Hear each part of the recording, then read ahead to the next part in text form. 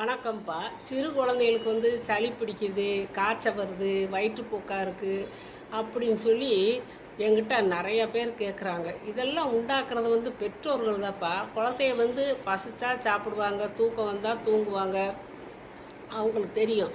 இவங்க டயத்துக்கு கொடுக்குறோம், 2 மணி நேரத்துக்கு ஒருக்க கொடுக்குறோம், 3 மணி நேரத்துக்கு ஒருக்க கொடுக்குறோம், குழந்தைய ஹெல்த்தியாக வளர்க்குறோன்னு நினச்சிக்கிட்டு வம்பா அவங்கள ஏதாவது சொல்லி ஏமாற்றி கொடுக்குறது, கையில் ஃபோனை கொடுத்து சாப்பாடை கொடுக்கறது, டிவியை பார்க்க வச்சுக்கிட்டே கொடுக்கறது, வேடிக்கை காட்டிக்கிட்டே கொடுக்கறது, இதெல்லாம் இருக்கவே கூடாது. குழந்தைகளுக்கு சாப்பாடு கொடுக்கவே கூடாது. அவங்களுக்கு பசிச்சா தன்னால் கேட்பாங்க, சாப்பாடு வேணும், பசிக்குதுன்னு கேட்பாங்க, நம்ம கொடுத்துக்கலாம்.